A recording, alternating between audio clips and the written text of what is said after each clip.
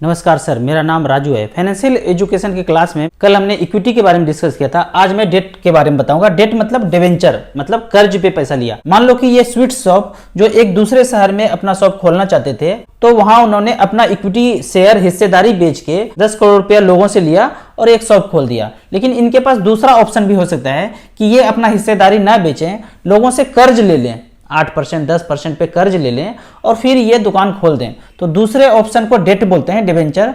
तो मान लो कि 10 करोड़ रुपया लोगों से लिया 10% पे और इन्होंने ये दुकान खोल दिया। अब जब दुकान खोल दिया तो जिन्होंने कर्ज दिया है वो इससे ये नहीं पूछें कि आपने कितना प्रॉफिट किया, आपको क्या लॉस हुआ, फ्यूचर में आपका क्या क्या प्लान है। ये सब क्वेश्चन पूछने का हक नहीं है।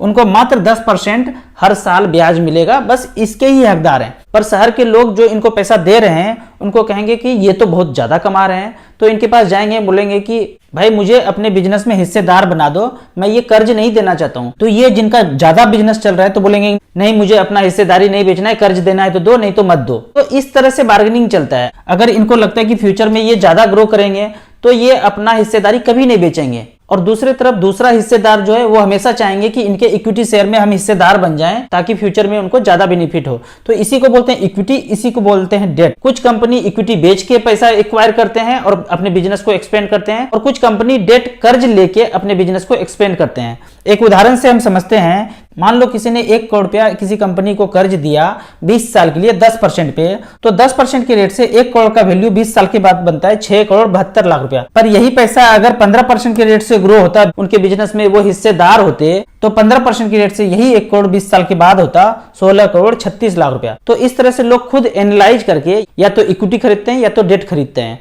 तो आप भी म्यूचुअल फंड में जब आप पैसा इन्वेस्ट करते हैं तो डेट फंड भी होते हैं, इक्विटी फंड में होते हैं। लंबे समय में आपको मेजर करना है तो चेक करना पड़ेगा 6, 7, 8% से आपका 20 साल में कितना पैसा बन रहा है, 12%, 13%, 14%, 15% के रेट से कितना पैसा बनता है। कुछ भी गारंटी नहीं है, न डेट के लिए गारंटी है न इक्विटी के लिए गारंटी है। लंबे समय में सब ऊपर नीचे होता है। कभी 12% का एफडी हुआ करता था, आज 6-7% मिलता है। तो कहां बोलेंगे कि आप कोई चीज फिक्स है। लेकिन आप वाइजली कैलकुलेट करेंगे तो पता चलेगा इक्विटी लंबे समय में सबको बीट किया है, सबसे ज्यादा रिटर्न इक्विटी ने दिया है। आपको म्यूचुअल फंड के बारे में और कुछ जानना है तो मेरे नंबर 9929641265 पे मुझे व्हाट्सअप कर सकते हैं। मैं एक फाइनेंशियल एडवाइजर हूं। आपको मुझसे जुड़ना है तो लिंक में जाके म्यूचुअल फंड का अकाउंट ओपन करेंगे। एक बार आपका अकाउंट ओपन हो जाए तो आप मुझसे पूछ सकते हैं कि किस किस फंड में 500,000 से आपको शुरुआत करना चाहिए। जब आपका नॉलेज कॉन्फिडेंस बढ़ जाए फिर आप यहाँ पे ज़्यादा पैसा इन्वेस्ट करने का सोच सकते हैं।